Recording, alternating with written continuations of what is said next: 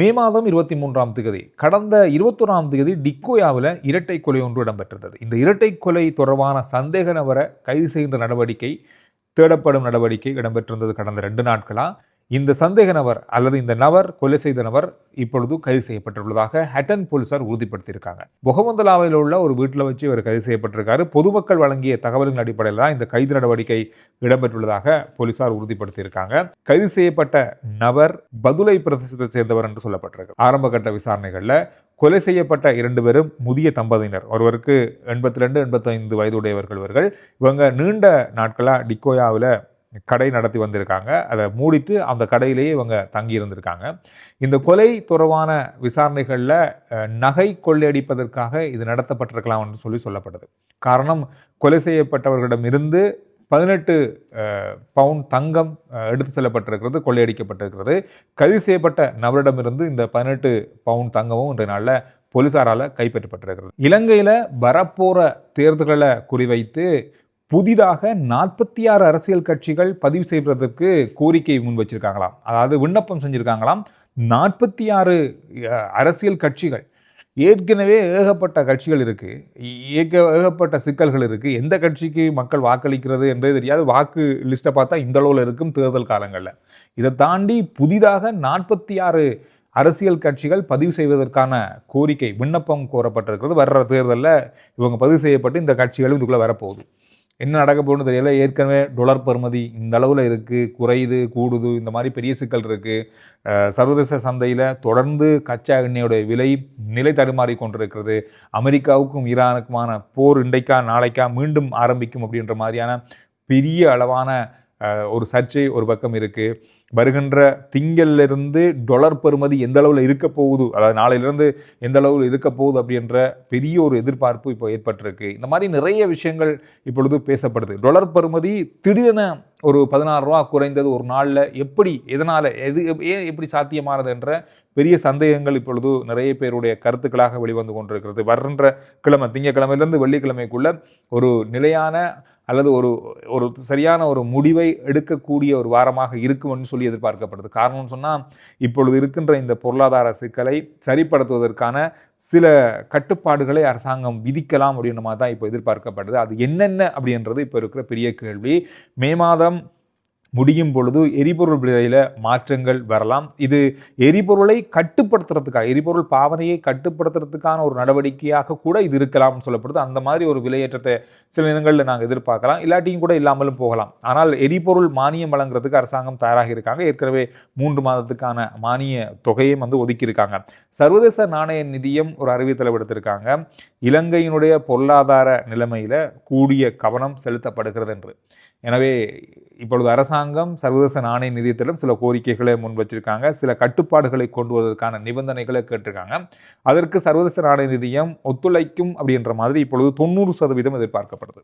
இந்த ஒத்துழைப்பு சர்வதேச நாணய நிதியம் வழங்கினால் பல கட்டுப்பாடுகளை அரசாங்கம் மிக விரைவில் கொண்டு வர நிறைய வாய்ப்புகள் இருக்குன்னு சொல்லப்படுது.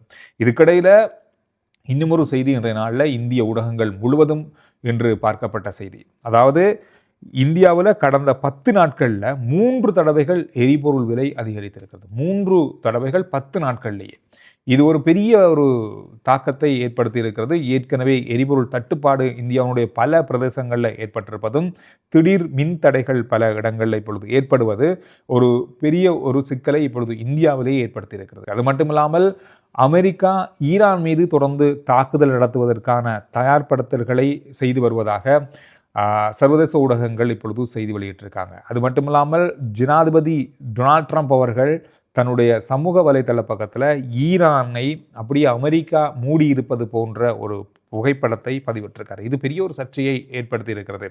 அதோடு ஈரான் ஒரு தகவல் வெளியிட்டிருக்காங்கன்னு சொன்னால், நாங்களும் போருக்கு தயாராகத்தான் இருக்கிறோம், எங்கள் மீது தாக்குதல் நடத்தப்பட்டால் பாரிய விளைவுகள் சந்திக்க நேரிடும் என்ற எச்சரிக்கையை முன்வைத்திருக்காங்க. யுரேனியம் செறிவூட்டல் நிறுத்தப்படாது, செறிவூட்டப்பட்ட யுரேனியம் எந்த நாட்டுக்கும் வழங்கப்படாது அப்படின்றதுல அமெரிக்காவுக்கு ஈரான் பதில் அளித்திருக்காங்க. எனவே இந்த அடிப்படையில் இன்றைக்கா அல்லது நாளைக்கா இந்த போர் தொடங்கும் அப்படின்ற ஒரு பெரிய பரபரப்பான எதிர்பார்ப்பு ஏற்படுத்தியிருக்கிறது. இதனால் சர்வதேச சந்தையில் தடுமாற ஆரம்பித்திருக்கிறது மீண்டும் கச்சா எண்ணெயுடைய விலை.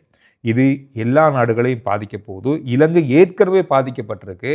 இது நேரடியாக ஒரு ரூபா அதிகரித்தாலும் அல்லது ஒரு $2 அதிகரித்தாலும் நேரடியான பாதிப்பு இலங்கைக்கும் ஆசிய நாடுகளுக்கும் இருக்கும். இந்தியாவில் விட்ட எல்லா நாடுகளுக்கும் இது இருக்க போகுது. எனவே இது ஒரு பெரிய ஒரு அக்கப்போராக இப்போ மாறியிருக்கு.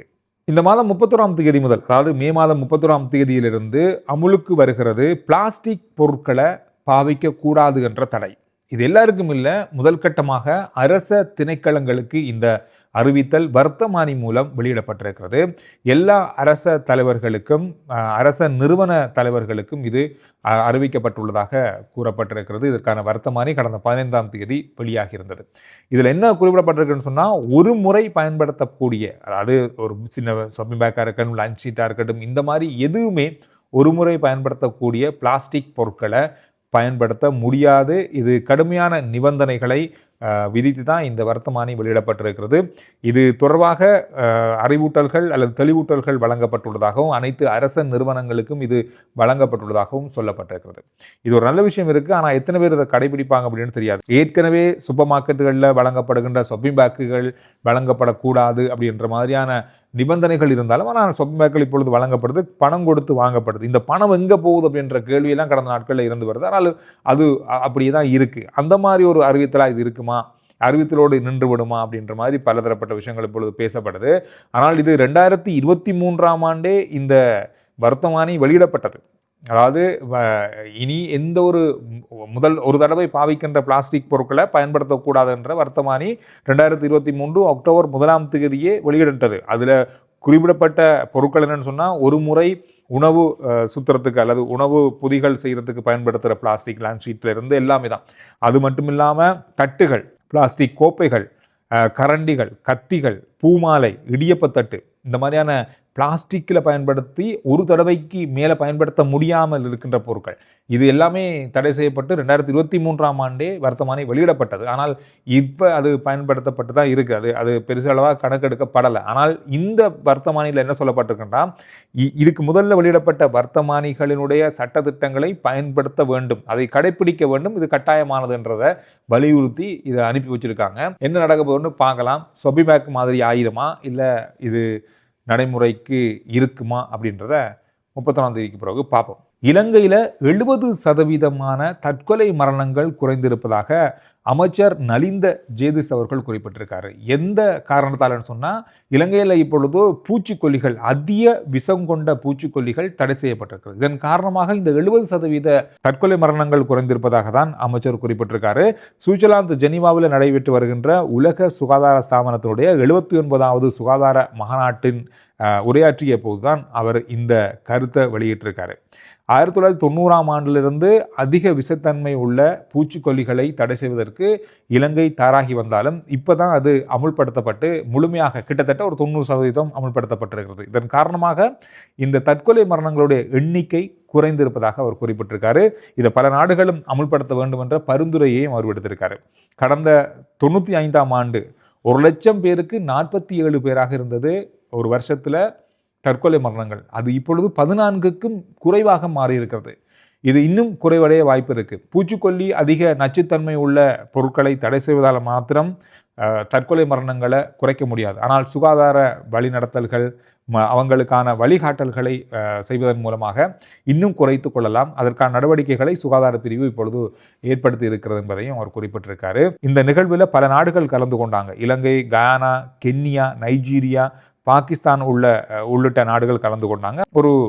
கேட்குறதுக்கு ஒரு தகவலாக இருந்தது. அந்த பூச்சிக்கொல்லிகள் அருந்தி அதிகமானவர்கள் இலங்கையில் மரணமாக இருக்காங்க என்பது ஒரு கவலைக்குரிய விஷயம்தான். இது தடை செய்யப்பட்ட பிறகு இந்த தற்கொலை மரணங்களுடைய எண்ணிக்கை குறைந்திருப்பதும் ஒரு அதிசயமான தகவல் தான். இது உண்மையை சொல்லப்போனால் அதுக்காக தான் இந்த தகவல் உங்களோட பகிர்ந்து கொண்டேன். எனவே இந்த விஷயங்கள் தான் இந்த நாளில் பார்க்கப்பட்ட செய்திகளுடைய சுருக்கமாக இருக்குது. அடுத்த வீடியோவில் நான் உங்களை சந்திக்கிறேன் புதிய தகவல்களோட.